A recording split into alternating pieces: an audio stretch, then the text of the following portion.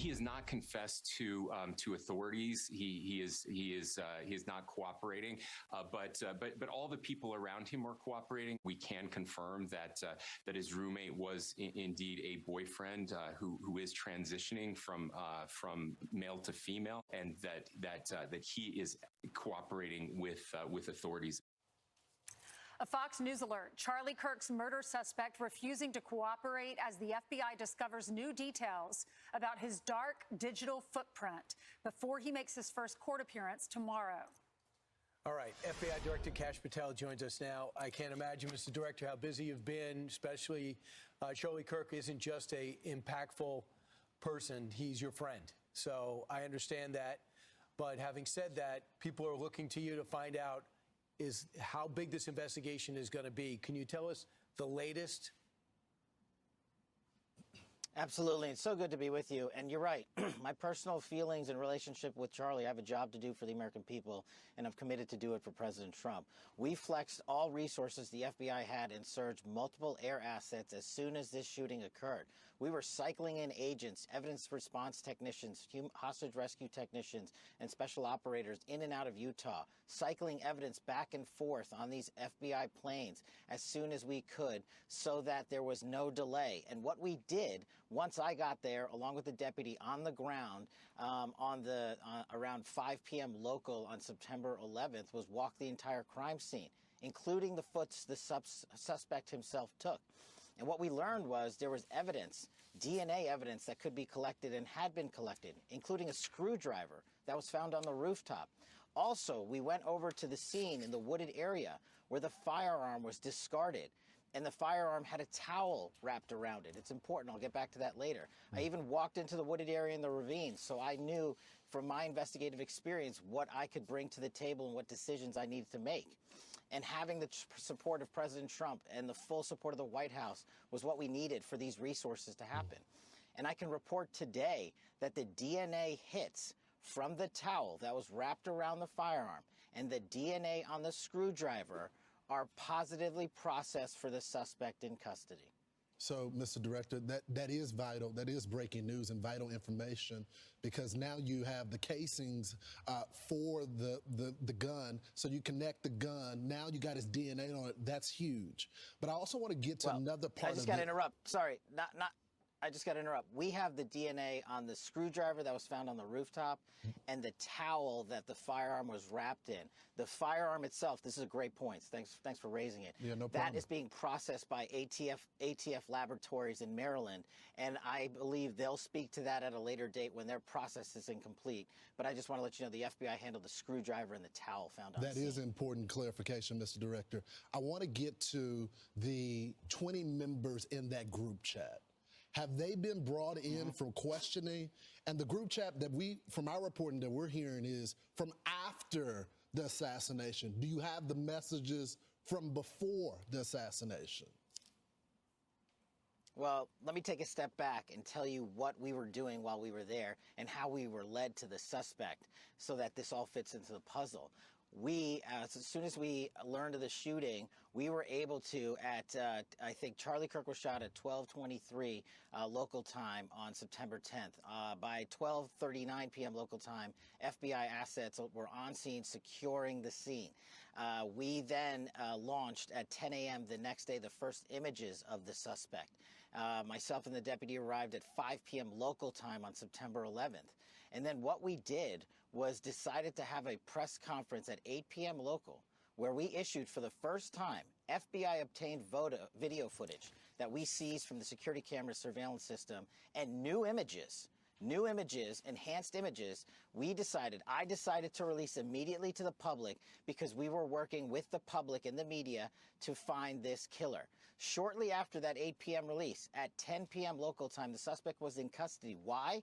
Because the father informed us, pursuant to an interview of him, that he looked at the video that we released that evening and the enhanced photos and identified the suspect. That's how fast the FBI was working to put out information in real time.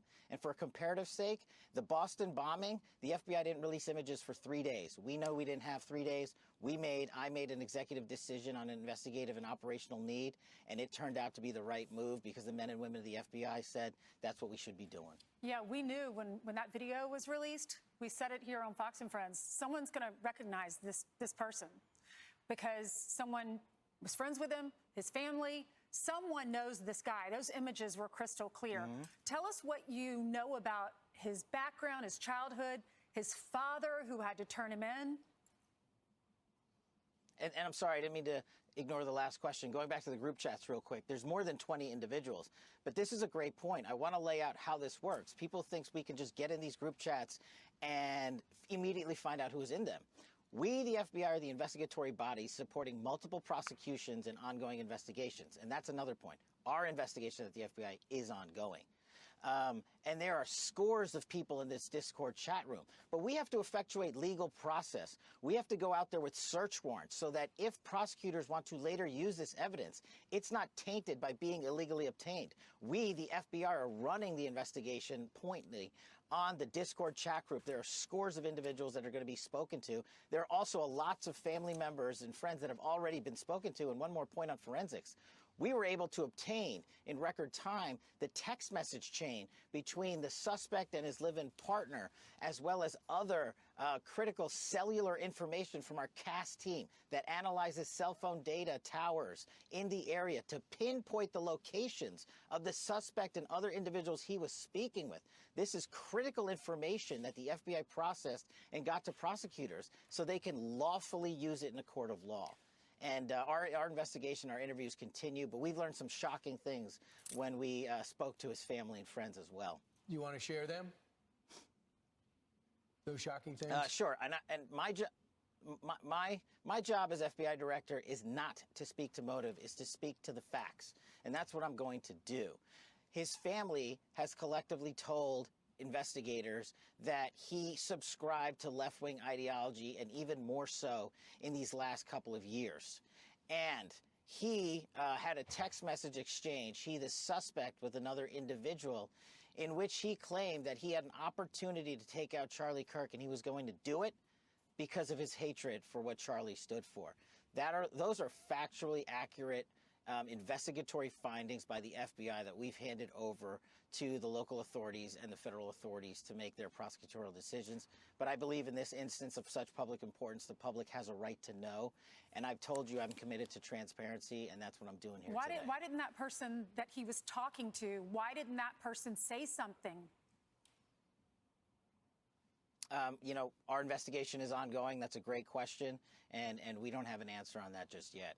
But, Mr. Director, you're right. Your job is not to speak to ideology.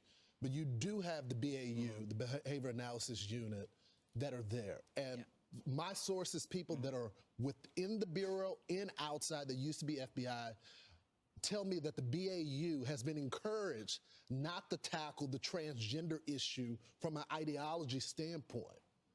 Have you heard that? Are you tackling that? I know you've only been there recently. But you can't have a political slant saying we're not going to attack different political ideologies because it's going to offend someone. You're absolutely right, and that's why me and the deputy have been quarterbacking this investigation ourselves. There is no one at the FBI that's going to politicize this investigation.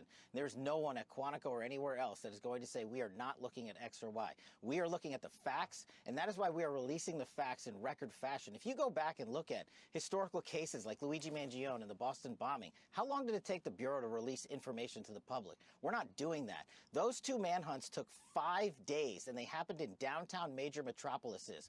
We apprehended our suspect in 33 hours because we were transparent and open with the American public, and we're going to continue to do that. So anyone that thinks that the FBI is not on top of its game and that me and the deputy and everybody in leadership in our Salt Lake City field office in Quantico is doing anything politically, I'm not having it. And if you've heard anything else about it, they are lying to you. We're on it. That's why it's so important that you came on, and we're thrilled you are. A couple other things. I have 2 quick questions. One, is it true what the governor said yesterday, that he had a written note that you're looking into now prior to the assassination? Did he have a note?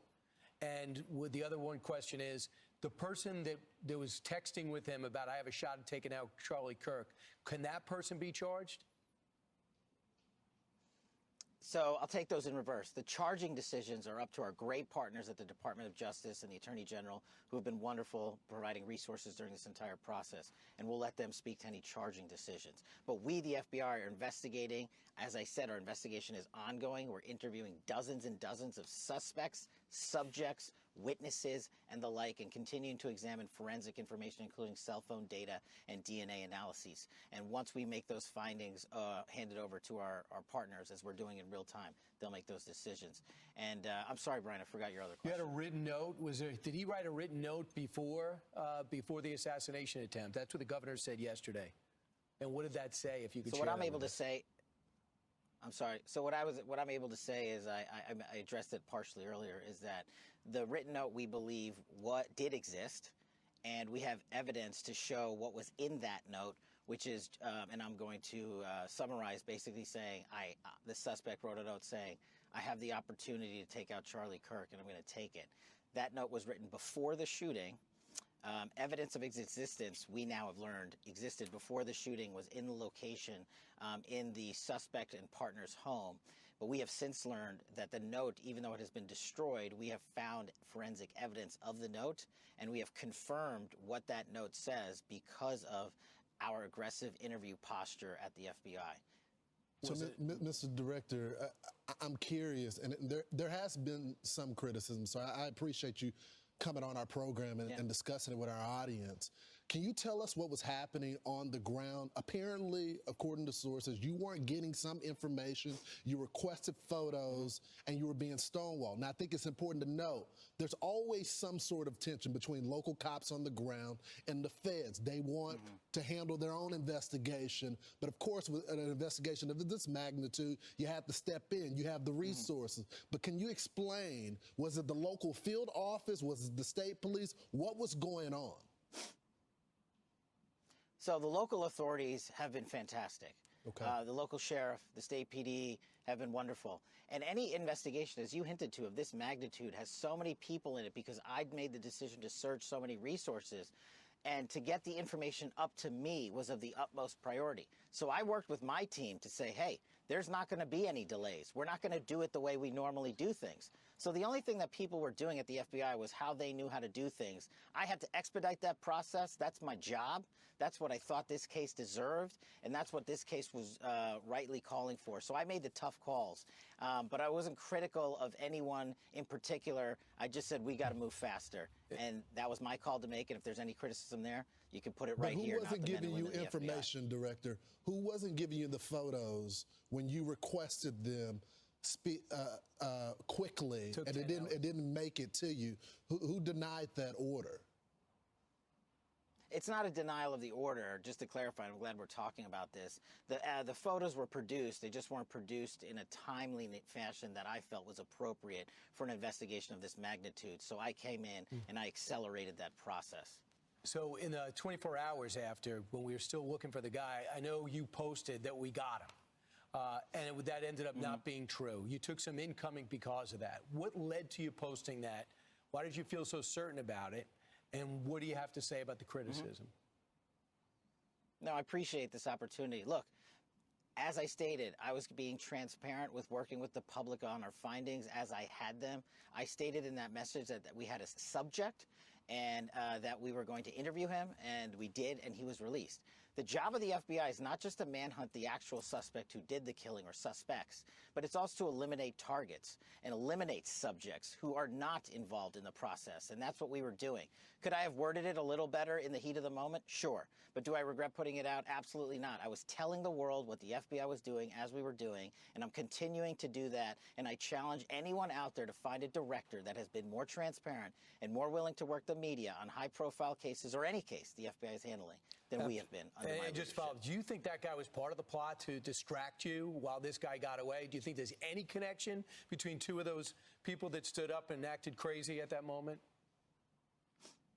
Well, as it's now been publicly reported, these people, some of these people were taking claims for this horrific act of violence and they had nothing to do with it. Others were working what we call a daisy chain analyses, and this is where the cell phone data dumps are so important. We're seeing who talked to who, not just in chat groups. We're seeing who texted who was around who. We're using our geofencing capabilities to map out exactly where individuals were, and then we're also getting into their personal cell phone information to say, were you calling so-and-so, were you texting so-and-so? And we know the suspect was communicating with folks, but as I've said, that cell phone tower information, you got to get it the right way, with search warrants, with lawful authority, so that our prosecutors can use it in court for whatever investigations they decide to prosecute. Cash, he's not saying a word. He's not admitting it. Is he remorseful? And what happens to him? Does he get the death penalty?